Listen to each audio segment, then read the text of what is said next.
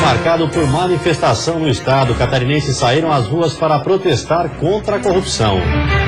No escuro, o problema técnico deixa a ponte de Laguna e trechos da BR-101 no sul do estado sem energia elétrica.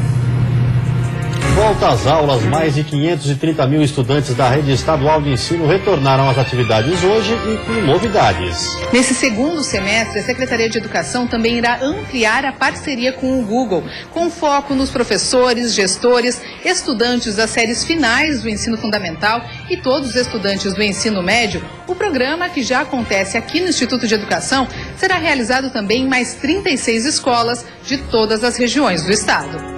Operação Fundo do Poço. Tribunal de Justiça de Santa Catarina começou a ouvir hoje as testemunhas de acusação. O trabalho de investigação começou em 2013. Alerta na saúde, continua baixa a procura pela vacina contra o vírus. Além dos lances do futebol, destaque para o Figueirense, que venceu o Vitória no Orlando Scarpelli e deixou a zona do rebaixamento. E pela Série B, a derrota do Criciúma para o líder Vasco da Gama e um jogo muito disputado. Band Cidade desta segunda-feira já está no ar.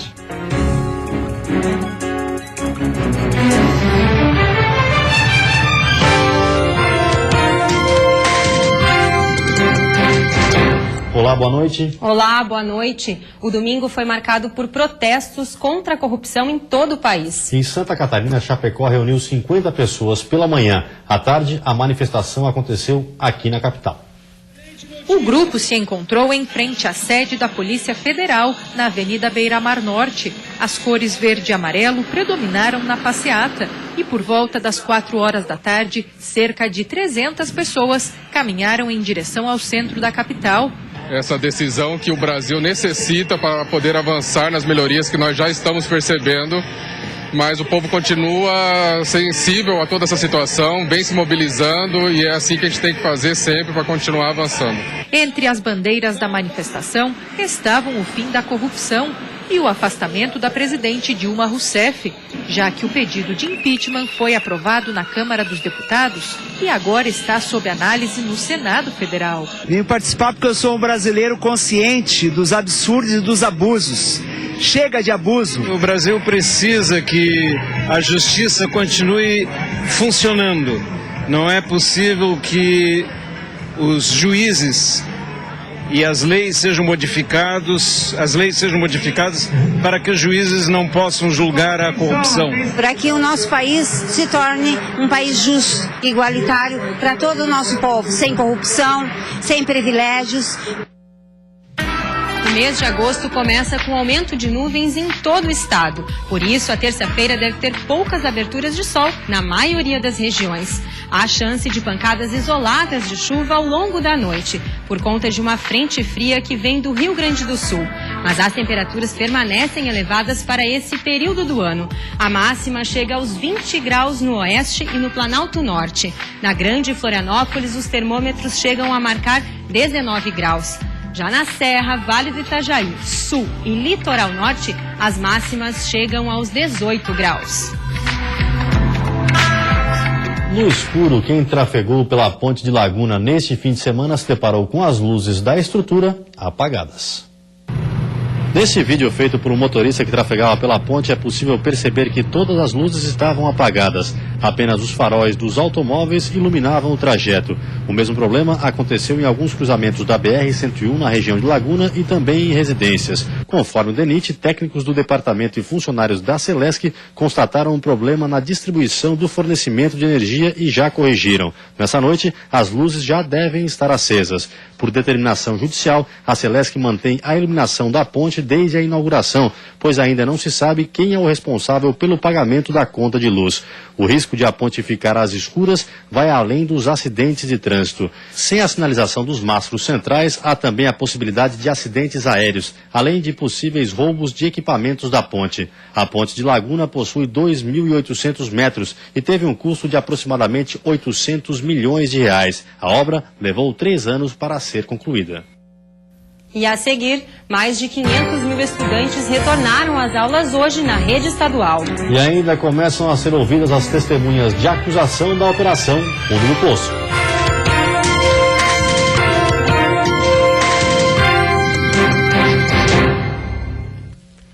Tribunal de Justiça de Santa Catarina começou a ouvir hoje as testemunhas de acusação da Operação Fundo do Poço.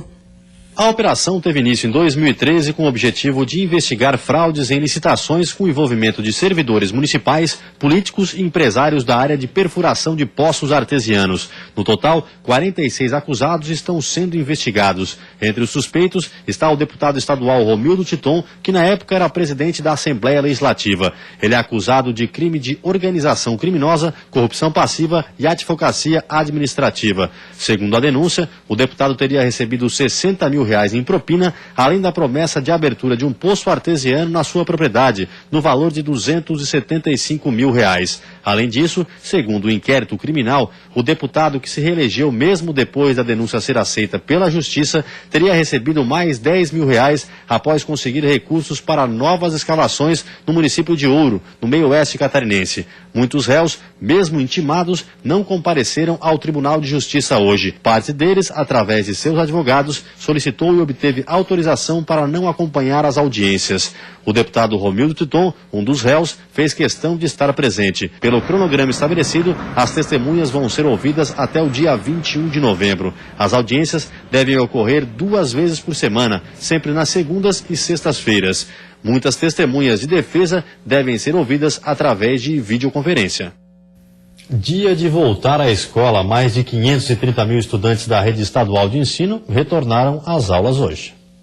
Nas 1.080 escolas da rede estadual de ensino, a segunda-feira foi de volta às aulas. Para a Secretaria de Educação, foi dia de planejar o restante do ano. Em coletiva, o secretário Eduardo Deschamps falou sobre os investimentos que estão sendo feitos na recuperação de escolas e na construção de novas unidades. Falou também sobre os projetos que devem ser desenvolvidos nos próximos meses. Entre eles, o projeto Educação e Saúde na Escola, que quer abordar diferentes assuntos com os estudantes, além de premiar boas ações. Nesse segundo semestre, a Secretaria de Educação também irá ampliar a parceria com o Google, com foco nos professores, gestores, estudantes das séries finais do ensino fundamental e todos os estudantes do ensino médio. O programa, que já acontece aqui no Instituto de Educação, será realizado também em mais 36 escolas de todas as regiões do estado. 9 aplicativos do Google serão disponibilizados para uso das escolas. Cada usuário terá 5 terabytes para utilizar em celulares, tablets e notebooks. A ideia é levar mais tecnologia para dentro das instituições de ensino. Começa principalmente na questão da conectividade, né? Nós temos muita preocupação, muitas escolas com conectividade muito baixa ainda. Nós temos um projeto para ampliação e alguns investimentos até de equipamentos mesmo internos na escola. Não é mais aquele modelo de um laboratório de informática. Mas ainda assim você precisa ter lousas digitais, você precisa acionar, por exemplo, tablets para que os professores possam utilizar isso com mobilidade dentro da escola. Pensando nessa proposta de avanço no uso da tecnologia, a Secretaria de Educação está reavaliando a presença do professor de informática nas escolas. Qual é o papel que esse professor tem, de que maneira ele vai atuar. Porque, na verdade, todos os professores hoje vão precisar ter domínio de tecnologia para poder atuar na sua própria disciplina de origem. Então, como vai ser a atuação desse professor? Se ele é apenas um cuidador do laboratório de informática, ou se ele passa a ser também um incentivador para o uso de novas tecnologias no ambiente escolar. E já projetando o próximo ano, a Secretaria de Educação anunciou ainda que abriu processo seletivo para a contratação de novos professores temporários. O contrato desses profissionais será ampliado de 1 para 2 anos. Esse é um trabalho que a gente vai desenvolver agora para identificar aqueles professores e as vagas efetivas que precisam de um professor efetivo, e nesse caso fazer o concurso no ano que vem, e aqueles que são vagas temporárias efetivamente, que elas possam, ainda que sejam temporárias por mais de 1, 2 ou 3 anos, o professor que tenha bom desempenho possa permanecer no mesmo ambiente escolar onde ele está. E depois do intervalo tem o futebol, com a derrota do Joinville e a violência de torcedores. E também a vitória do Figueirense, que saiu da zona do rebaixamento.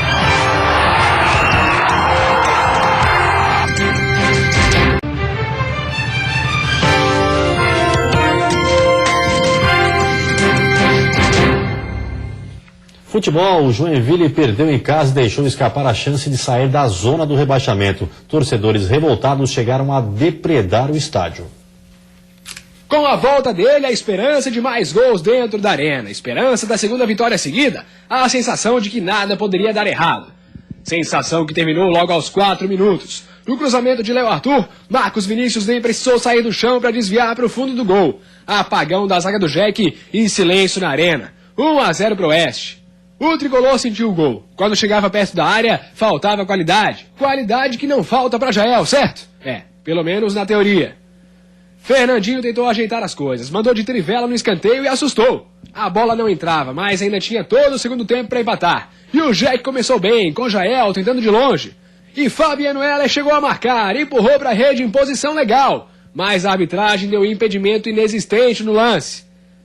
Pereira não deve ter gostado, porque pôs tudo a perder. Tinha acabado de entrar e olha a tesoura desnecessária que ele deu em Marcos Vinícius. Foi expulso na hora. Os minutos passavam e o Jack teve a chance para pelo menos empatar com o Eliardo, mas a bola não entrou.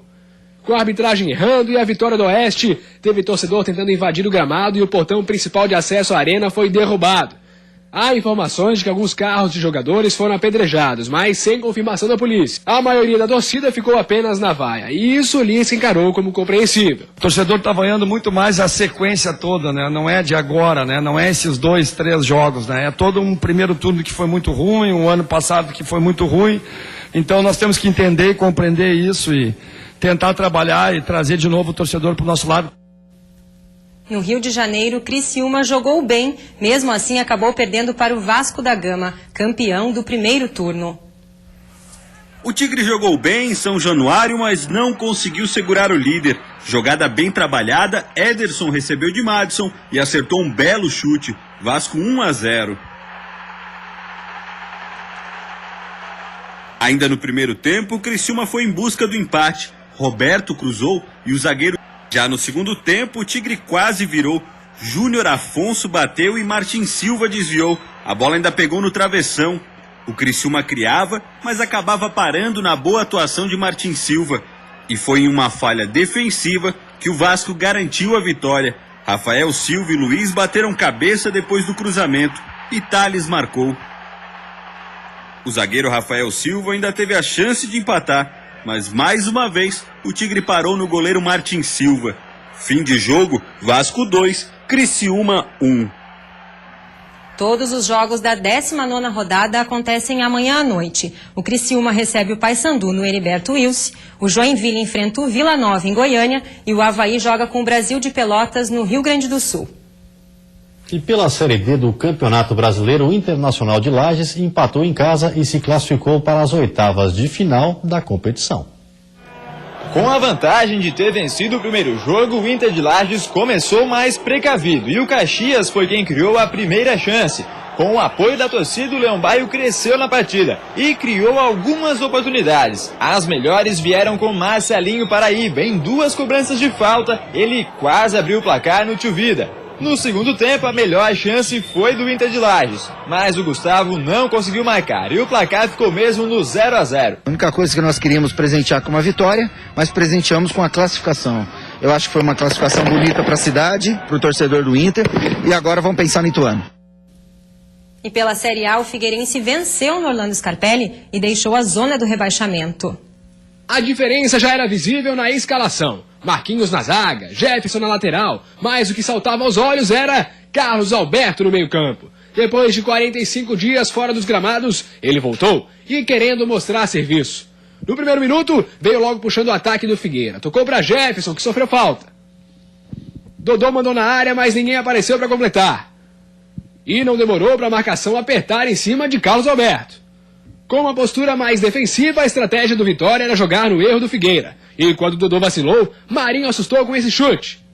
Mas o Furacão era quem estava merecendo. E o gol começou nos pés dele, Carlos Alberto. Lançamento milimétrico para Dodô, que tocou na saída de Miguel e fez a alegria do Scarpelli. 1-0 Furacão.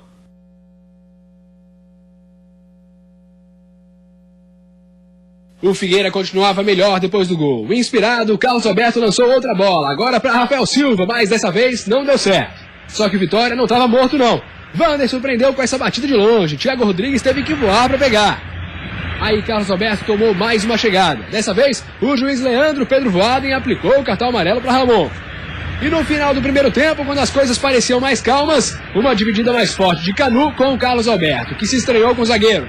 Eis que Rafael Moura chegou para defender o companheiro e deu um encontrão no jogador do Vitória.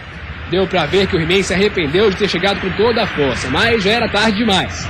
o juiz expulsou o atacante do Figueira. Uma expulsão, no mínimo, polêmica, mas sabe aquela história de que o time às vezes melhora depois que o jogador é expulso? Não foi o caso do Figueirense. O Vitória pressionou do começo ao fim e o Figueira se segurou como pôde. Logo aos 2 minutos, batida cruzada de Chiesa e Thiago Rodrigues espalmou. Canu tentou de cabeça. Depois tentou por baixo, na jogada ensaiada. Até que mesmo com um a menos, o Figueira se organizou e conseguiu chegar ao ataque. Na bobeira do Vitória, Rafael Silva encontrou espaço, mas acabou batendo fraco. Só que o bombardeio do Vitória continuou. Primeiro com William Farias, depois com o Marinho. Mas o placar se mantinha. E aos 37 minutos, um lance para dar fôlego para o Figueira. Maurides foi parado com falta por Vitor Ramos, que levou o segundo amarelo e foi expulso. Agora, 10 jogadores para cada lado. Já eram 37 minutos do segundo tempo. E depois disso, pouca coisa aconteceu. 1-0 permaneceu no placar. E depois de 7 rodadas sem vencer, o triunfo do Furacão finalmente aconteceu. E aqui a gente trata todo mundo igual. Aqui ninguém tem cadeira cativa. O jogador não vai jogar no nome aqui, ou vai jogar no tamanho do leirite. Não, a gente vai dar oportunidade. E o que eu sempre prometo para eles é isso, é dar oportunidade. E a performance deles é que vai manter eles no time ou não. A Chapecoense fez bonito no estádio do Morumbi e por muito pouco não voltou com 3 pontos na bagagem. O início de jogo foi perfeito para a Chape. Menos de 5 minutos e Kempis já abriu o placar para o Verdão do Oeste. Mais 5 minutos e o William Diego fazia o segundo da Chape em pleno Morumbi lotado. Só depois disso é que o São Paulo acordou, mas mesmo assim o tricolor paulista não assustou muito no primeiro tempo. A maioria das finalizações sequer fizeram o goleiro Danilo trabalhar. Mas no segundo tempo o técnico Paton Bausa mexeu no time e se lançou ao ataque. Sufocada, a Chape não conseguia sair de trás e nem aproveitar os contra-ataques. A pressão virou gol aos 15 minutos, quando o Centurion tocou para a Cueva, que bateu no cantinho, sem chances para o Danilo. O gol fez o São Paulo crescer ainda mais no campo de ataque. A bola rondava a área da Chape a todo momento, até que aos 40 minutos a bola bateu no braço de Josimar dentro da área. Pênalti que Cueva cobrou e marcou. E aí, por incrível que pareça, depois do empate é que a Chape conseguiu jogar e por muito pouco não saiu do Morumbi com a vitória. Denis salvou o São Paulo 2 vezes e garantiu o empate em 2-2.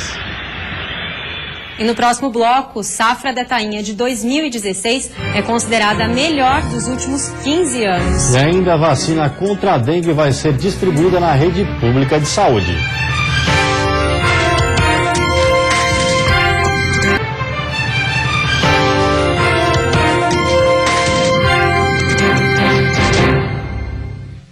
A safra da tainha deste ano terminou com a captura de mais de 3 mil toneladas do peixe. Foi a maior produção dos últimos 15 anos.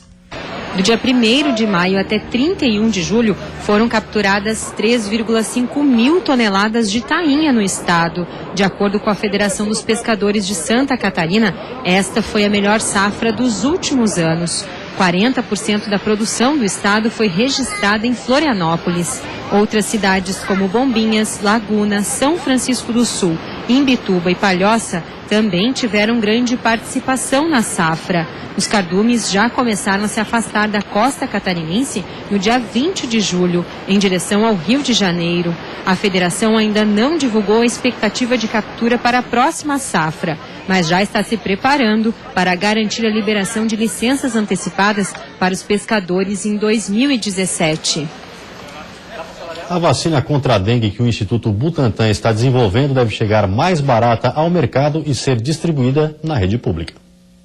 Mais de 1.300.000 casos prováveis de dengue foram registrados este ano no Brasil e 318 pessoas morreram por conta da doença. A esperança para evitar novos contágios é uma vacina contra os 4 tipos de dengue que foi desenvolvida pelo laboratório francês Sanofi Pasteur e aprovada pela Anvisa. A vacina não é 100% eficaz. Em média, 2 em cada 3 pessoas ficam imunizadas. Outro dado importante desses estudo é prevenção de forma grave de dengue, que é uma grande preocupação nossa, seja dengue hemorrágico ou as formas graves de dengue.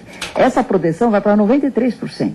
A vacina é utilizada em esquema de 3 doses. Cada uma deve ser tomada com um intervalo de 6 meses entre as aplicações. E a segurança de imunização só acontece após a última. Ela é indicada para pessoas de 9 a 45 anos. Mas como ainda há aspectos da vacina que precisam ser testados, alguns especialistas pedem cautela. Nós vamos estar numa situação epidêmica em que os grupos, vamos dizer assim, mais vulneráveis não vão ser atingidos pela vacina. Crianças e idosos. As doses podem ser compradas por hospitais pelo preço médio de R$ 135, mas nas clínicas particulares o valor será mais alto. Existe todo um custo que nós temos da nossa manutenção, né? Manutenção de uma clínica como a nossa, e o preço final da vacina vai depender desse cálculo que vai ser feito na semana que vem. Segundo o Ministério da Saúde, a vacina não será distribuída pelo SUS por falta de dinheiro.